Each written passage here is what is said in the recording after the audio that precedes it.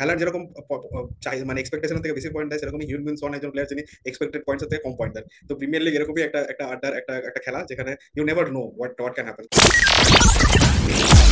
Jhargram, Madhyamgram, Musagram, Instagram সকল দর্শককে জানাই প্রণাম। চলে এসেছি আমরা আরেকটা এপিসোড নিয়ে অফ গেম উইক গুরুস, ঠিক যেখানেই হয় বাঙালির ফুটবল আড্ডার শুরু।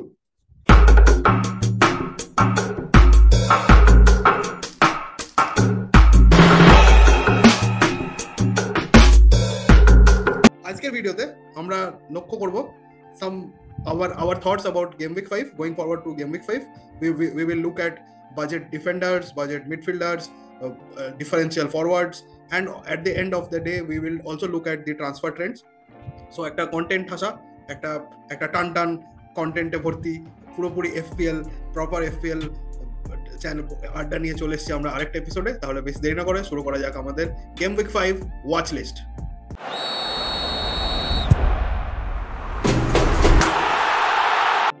প্রথমে আমরা চলে আসবো কিছু লো বাজেট ফরওয়ার্ডসের দিকে, অ্যান্ড সেটার প্রথম নামই হচ্ছে জেমি ভার্টি। 5.7 মিলিয়ন তার এখন প্রাইস ট্যাগ। তার লাস্ট গেম উইকে আমরা যদি দেখি 3টে বিগ চান্সেস ক্রিয়েট করেছিল, প্লাস তিনি পেনাল্টিজও নেন, অ্যান্ড তার গুড আন্ডারলাইন ডেটা আছে। For example goal involvement percentage, expected goal involvement percentage, expected shots in the box, এগুলো খুবই হাই।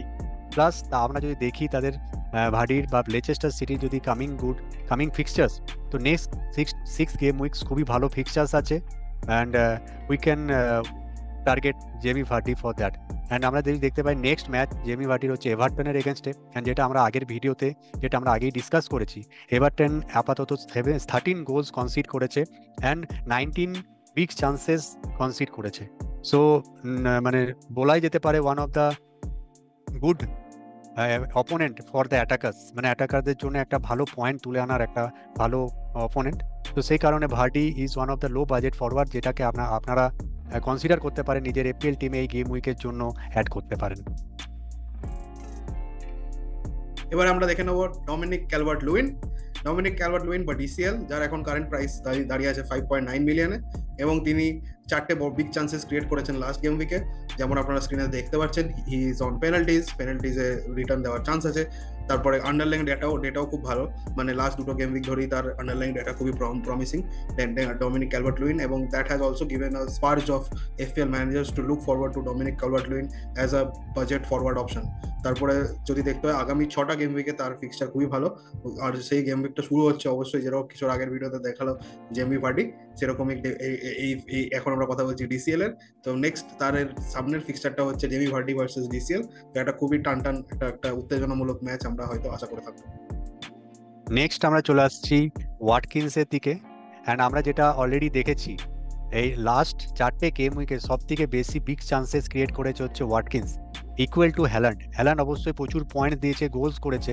ওয়াটকিন্স সেই গোলটা না করতে পারলো, কিন্তু রীতিমতো কনসিস্টেন্টলি বিগ চান্সেস ক্রিয়েটেড করতেই চেয়েছে লাস্ট 4টে গেম উইক থেকে, and total 8 big chances create করেছে।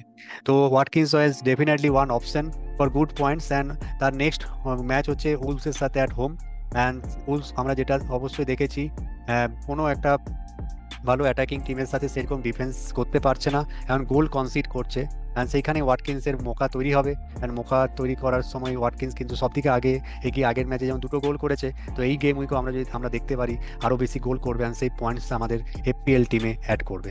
অ্যান্ড আমরা যদি দেখি আগের চ্যাম্পিয়ন্স লিগের ম্যাচে আগের উইকের 60 মিনিটসে ওয়াটকিন্সকে সাব অফ করে নিয়েছিল Unai Emery, but Unai Emery সেটা মেনশন করেছে যে ওটা জাস্ট একটা strategic move, there is nothing worry to be about injury of Watkins. So সেটার জন্য আমাদের খুব ভালো খবর, অ্যান্ড আশা করবো ওয়াটকিন্স আমাদেরকে সেই পয়েন্টটা দিতে পারবে নেক্সট কিছু গেম উইকসে।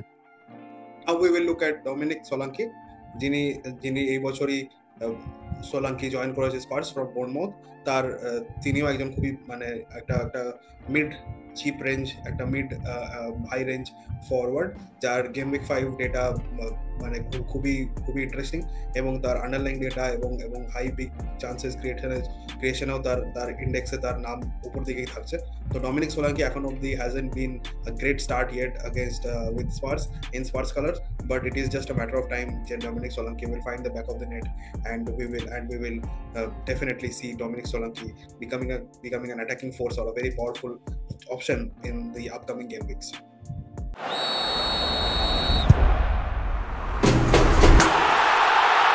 নেক্সট সেগমেন্ট আমরা চলে যাবো কিছু চিপ ডিফেন্ডার্স যেগুলো আন্ডার 5.0 মিলিয়ন দামের মধ্যে, অ্যান্ড সেটার মধ্যে আমরা নতুন একটা প্লেয়ারকে দেখি, সেটা হচ্ছে ডেভিস, ইপসুইচ টাউনের ডেভিস। তার প্রাইস হচ্ছে 4.5 মিলিয়ন পাউন্ড।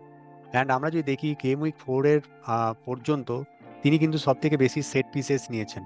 তো অপরচুনিটি যখনই কিছু সেট পিসেস নেবে সেখানে একটা অপরচুনিটি আসে কিছু অ্যাসিস্ট করার প্লাস গোল স্কোরিং করার একটা অপরচুনিটি আসে। অ্যান্ড এত কম রেঞ্জ এত কম বাজেটের মধ্যে এই ডিফেন্ডারের এই অ্যাটাকিং রিটার্নসের জন্য একটা ডেফিনেটলি একটা অপশন হতে পারে একটা এপিএল টিমে নেওয়ার জন্য। নেক্সট আমরা যদি আসতে পারি ডিগনে। আগের গেম উইকে আমরা যেটা দেখেছি দুটো অ্যাসিস্ট করেছিল ওয়াটকিন্সকে, অ্যান্ড এই দামের মধ্যে এটা হচ্ছে one of the big buy বলা চলে। ডিগনে লাস্ট আমাদের লাস্ট কিছু সিজন ধরে আমরা দেখে এসেছি ডিগনের খুব ভালো পারফরমেন্স অ্যাস্টন ভিলার হয়ে, অ্যান্ড সেই পারফরমেন্সটা আবার লাস্ট গেম উইকে দেখিয়েছে কেন আমরা তাকে এতটা ভালো রেট করি। অ্যান্ড আমরা যদি দেখি এই এপিএল এ এই সিজনে ডিগনে হচ্ছে সব থেকে বেশি বিগ চান্সেস ক্রিয়েট করেছে। তো আমরা যদি দেখি চিপ ডিফেন্ডারের মধ্যে এই দুটো নাম আপনারা নিজেদের টিমে অ্যাড করতে পারেন, অ্যান্ড এত কম দামের মধ্যে অ্যাড করলে আপনাদের টিমের ব্যালেন্সও বাড়বে অ্যান্ড টাকাও কিন্তু অনেকটা সেভ হবে। এবারে আমরা আরো কিছু চিপ ডিফেন্ডার্স এর দিকে তাকাবো, যার মধ্যে অবশ্যই থাকবে যেরকম কিশোর আগেই কথা বললো অ্যাবাউট লুকা ডিন, যিনি যার ফিক্সচার ডিফিকাল্টি রেটিং অনুযায়ী যার current ranking for the next 6 game weeks হচ্ছে 7, যার overall expected points in the next 3 game weeks হচ্ছে অ্যারাউন্ড 8.4। এর সাথে থাকবে Rico Lewis of Manchester City, যার ফিক্সচার ডিফিকাল্টি রেটিং অনুযায়ী যার র্যাঙ্ক দাঁড়াচ্ছে 8th, এবং যার expected points in the next 3 game weeks is around 6.6 which is 6.6.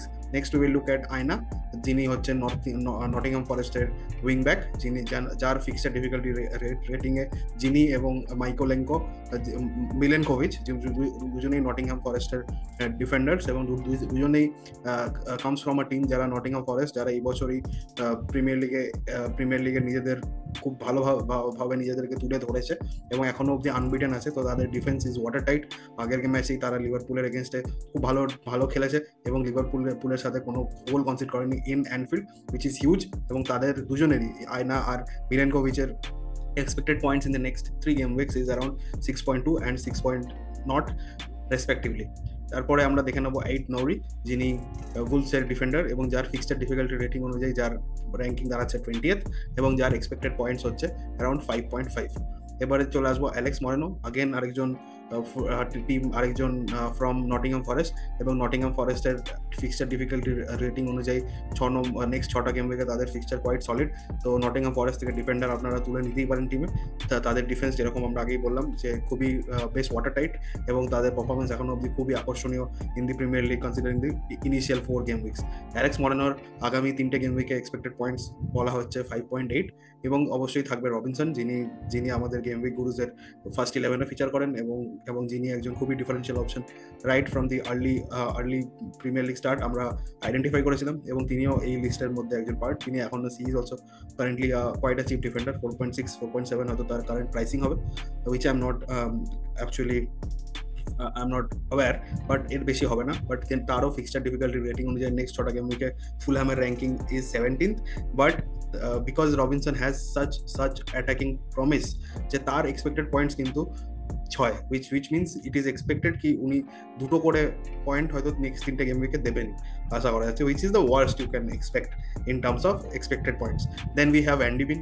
আপনারা যদি আর্সেনাল এবং স্পার্সের ম্যাচটা দেখে থাকেন নিশ্চয়ই লক্ষ্য করবেন the only standout defender from Spurs has been Van de Beek, এবং ইনি according to fixture difficulty rating inner current rank দাঁড়াচ্ছে 12th এবং expected points is 7.5.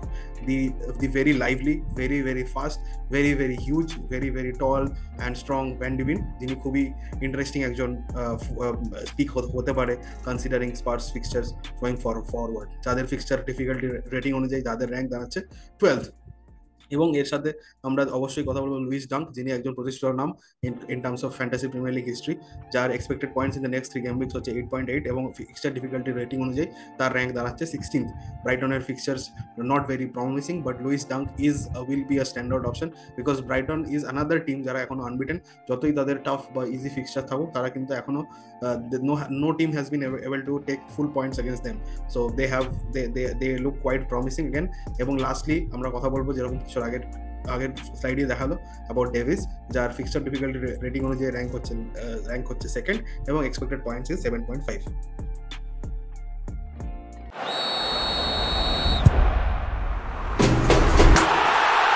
আমরা চলে আসবো কিছু চিপ মিডফিল্ডার্স যেটা আন্ডার 5.0 মিলিয়ন পাউন্ডের। সেটা হচ্ছে একটা নতুন প্লেয়ার, এটা হচ্ছে টাইলার ডেভলিং, সাউথহ্যাম্পটনের প্লেয়ার। তার প্রাইস হচ্ছে 4.5 মিলিয়ন। আগের গেম উইকে যদি আমরা দেখি, তিনি একটা পেনাল্টি চান্স ক্রিয়েট করেছিল সাউথহ্যাম্পটনের হয়ে, অবশ্যই সেই পেনাল্টিটা মিস করে সাউথহ্যাম্পটন। বাট তার গোলের ইনভলভমেন্ট যদি দেখি, শর্টস ইন বক্স যদি দেখি, খুবই হাই, এক্সপেক্টেড গোল ইনভলভমেন্ট খুবই হাই। তো এই রেঞ্জের মধ্যে 4.5 মিলিয়ন রেঞ্জের মধ্যে ইনি একজন ভালো প্লেয়ার, একটা দুর্দান্ত প্লেয়ার যাকে আমরা নিতেই পারি। কারণ এই প্লেয়ার যদি নিই, সেখানে আমরা কিছু চান্স পাবো ক্রিয়েট থ্রু অ্যাসিস্ট, অ্যান্ড টিমের ব্যালেন্সও আমাদেরকে বজায় রাখার জন্য এইসব প্লেয়ার খুবই ইম্পর্টেন্ট। সো টাইলার ডিবলিংকে আমরা কনসিডার করতে পারি নিজেদের এপিএল টিমে রাখার জন্য।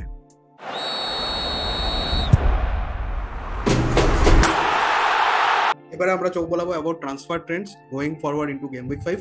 এবং এখানে এই স্লাইডটাতে আমরা currently we are looking at forwards, কারণ আপনারা জানেন both Isak, Muniz, Joao Pedro, এদের পারফরমেন্স খুব প্রমিস দেয়নি ফর দি এফপিএল ম্যানেজার্স। ইসাকের প্রতি অনেক এক্সপেকটেশন ছিল from the start of this premier league season, but তিনি এখনো অবধি তার নাম বা তার দামের প্রতি সুবিচার তিনি করেননি। তো ইসাকের জায়গায় অলি ওয়াটকিন্সকে একজন খুবই একটা ব্যাঙ্কেবল অপশন হিসেবে দেখা হচ্ছে, কারণ অলি ওয়াটকিন্সের ফিক্সচার্সও গোয়িং ফরওয়ার্ড বেশ ভালো, এবং Ollie Watkins ranked amongst one of the premium forwards. তো ইসাকের প্রাইস রেঞ্জেই around in and around Isak's price range, but little costlier. But আপনার কাছে যদি ব্যাংকে পয়সা আছে তো আপনিও এই মুভটার পিছনে যেতে পারেন। মুনিজ ফ্রম ফুলহ্যাম, তিনি কিন্তু এখন অব্দি সেরকম পারফরমেন্স তিনি দেননি, যেটা লাস্ট প্রিমিয়ার লিগ সিজনে সেকেন্ড হাফে তিনি খুবই চর্চিত নাম ছিলেন। তিনি বেশ কয়েকবার ব্যাক অফ দ্য নেট পাচ্ছিলেন, এবং but and there were a lot of expectations from the FPL managers towards Muniz, but তাকেও অ্যাজ অ্যান অপশন হিসাবে দেখা হচ্ছে এগেনস্ট ডমিনিক ক্যালভার্ট-লুইন এবং Jamie Vardy, as Kishore suggested previously. Joao Pedro, Isak, Visa got injured actually in the last game that they had, তো Visa কে একটা change হিসেবে দেখা যেতেই পারে, মানে ভিসা থেকে অনেক ফরওয়ার্ডই, because Wissa was quite interesting so far in this Premier League season, because after Ivan Toney ও অ্যাটাকিং পার্টনারশিপটা খুব ভালো আপাতত কাজ করছিল for Brentford with Mbeumo on the other side, but looks like এখন আপাতত 2 মাসের জন্য Wissa probably out of the premier league, out of football obviously. তো Kevin Schade can be a good option if you are looking for a midfielder in that lower premium or differential price range. So this has been the transfer trends, mostly players like Isak, Muniz, Joao Pedro, Visake player manager ছেড়ে দিচ্ছে, এবং looking at the trend, it definitely looks like তাদের hot favorites এর মধ্যে পড়ছে অলি Watkins, Dominic Calvert Lewin এবং Jamie Vardy.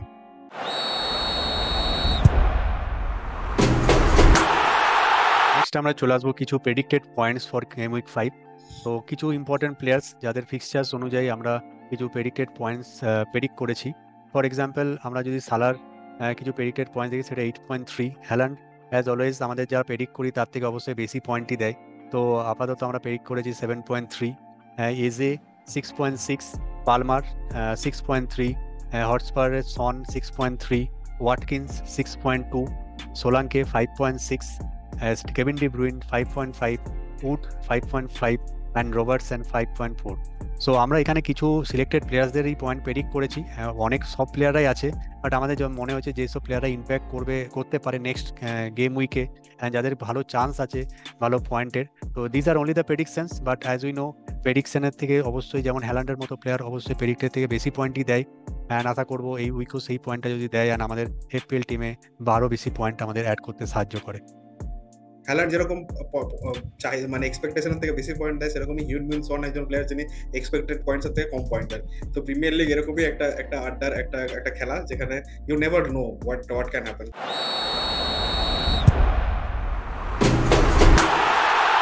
But এই পুরো জার্নিটাতে একটা খুব ইম্পর্টেন্ট ব্যালেন্স মেনটেন করতে হয় আমাদেরকে during the course of the season, যেটা আমাদেরকে ডিসাইড করে whether we will finish in a respectable rank. যদি আপনারা কারেন্টলি আমাদের গেম উইক গুরুজের টিম র্যাঙ্কিং দেখেন, তো আমরা we are within 1000k, তো which is huge for us, because এটা আমাদের first season of game week gurus, and we have only been seeing green arrows, আর এই গ্রিন অ্যারোজ লাস্ট গেমে একটা ডেফিনেটলি আশানুরূপ পারফরমেন্স ছিল না, বাট এই গ্রিন অ্যারোজের আর রেড অ্যারোজের খেলাটাই হচ্ছে এফপিএল, এবং এই গ্রিন অ্যারোজ আর রেড অ্যারোজের ব্যালেন্সটা মেনটেন করার জন্য আপনাদের চাই কিছু ডিফারেন্সিয়াল অপশনস।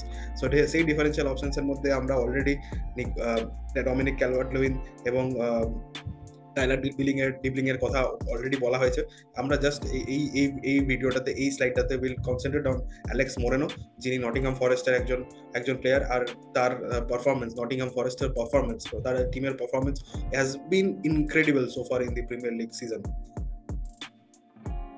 তো আমরা এই ভিডিওতে আমরা যে ডিসকাস করলাম কিছু ডিফারেন্সিয়ালস অ্যান্ড কিছু ওয়াচ লিস্ট প্লেয়ার্স, কিছু ফরওয়ার্ডস, কিছু মিডফিল্ডার্স অ্যান্ড কিছু ডিফেন্ডার্স।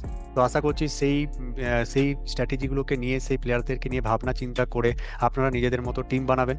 অবশ্যই আমরা নেক্সট ভিডিওতে আমরা নিজেদের ওয়াইল্ড কার্ড ড্রাফটসেরও কিছু টিম নিয়ে আসবো। যদি আপনারা ওয়াইল্ড কার্ড খেলতে চান সেটা নিয়েও আমরা একটা ভিডিও নেক্সট ভিডিওতে আমরা আসছি। তো সেটার জন্য আপনারা টিউন থাকুন।